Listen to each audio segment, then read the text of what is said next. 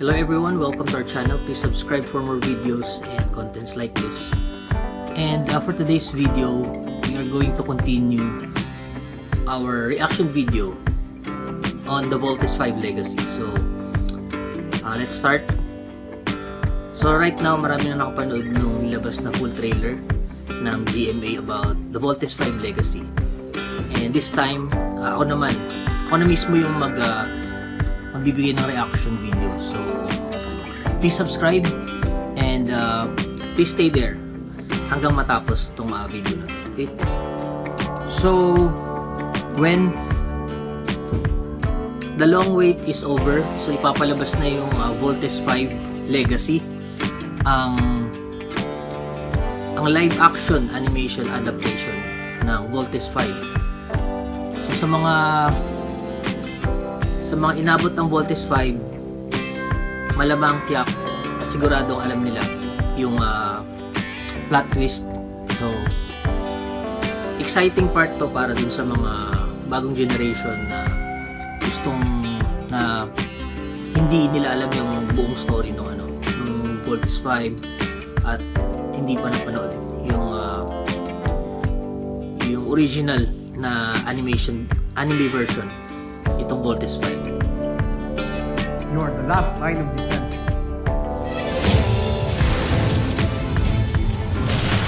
So part ng pag-release ng full trailer ay nilabas din yung mga cast, mga final cast ng Voltes 5 from the main team pati sa mga kontrabida pati dun sa side ng Camp Big Falcon. So simulan natin dun sa main team, yung Voltes 5. So gaganap bilang Steve ay si Miguel Tan Felix. Kung familiar ka sa mga GMA shows, malamang nasusubaybayan si Miguel Tan Felix kasi galing sa Starstruck. So ang main cast ay si Miguel Tan Felix bilang Steve Armstrong, tapos si Isabel Ortega bilang Jamie Robinson,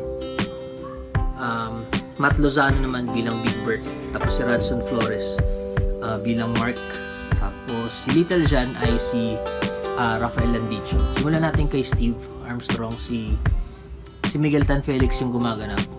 In terms of popularity, si Miguel Tan Felix, kung i-compare mo siya, hindi siya kasing sikat nitong mga big stars talaga ng GMA. Alden Richards, sila Ruru Madrid, pero binigyan agad siya ng malaking role sa pagganap ng Steve, bilang si Steve. Acting wise, nung nakita ka sa trailer, pasok naman, hindi naman siya ganun kalayo. Kuha niya rin yung medyo hawig siya kay Steve talaga. Sa character na Steve Armstrong, si Miguel Tan Felix ay good choice for that role.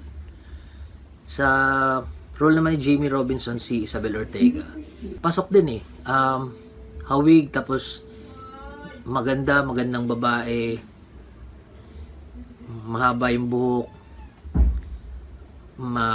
parang mahinhin pero magaling sa martial arts. Mukhang okay ang pagkakapili kay Isabel Ortega bilang si Jamie Robinson. So, in terms of popularity, medyo upcoming artist din tong si Isabel Ortega. Big break to para sa kanya bilang artista.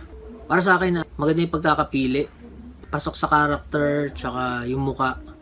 Kuha niya yung traits ni Jamie. Pumunta naman tayo kay Big Bert. So, ang gaganap nito ay si Matt Lozano. Siyempre, alam natin si Big Bert, mataba, tapos malaking boses. So, naghanap sila ng ganun din ang itsura na artista. So, tingnan nyo guys sa trailer. Parang siyang siya, parang si Big Bird, itong si Matt Lozano. May leadership traits, humor, tapos palabiro, tsaka parang kuya, big brother to ni Little John. Si Little John naman, si Rafael Landicho, talinong batang bright kid, tapos bata pa lang, meron siyang skills na maging pilot. So, hindi siya basta-bastang character dahil bukod sa physical appearance, meron din requirement na technical sa pagpapaandar ng part ng katawan niyo. Tapos si Mark, ginagampanan ni Radson Flores. So isang bagong artista din.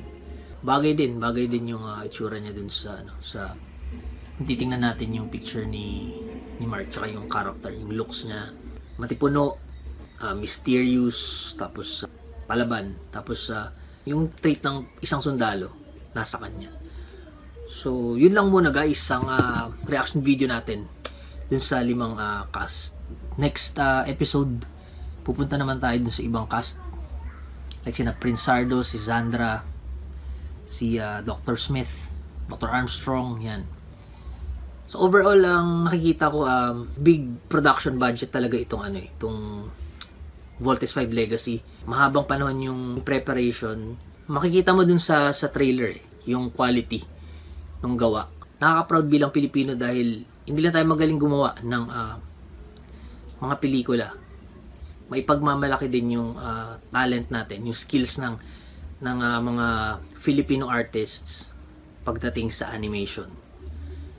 So yun lang muna.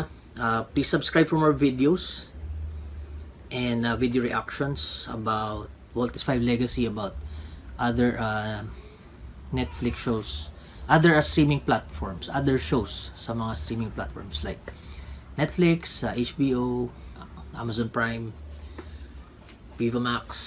Exciting ang Voltes 5 Legacy na mapapanood ng buong mundo. So isa itong karangalan para sa ating mga Filipino artist dahil pinapakita dito ang kakayahan natin ay pang world class. So proud Pinoy, Voltes 5 Legacy. Let's Volt in.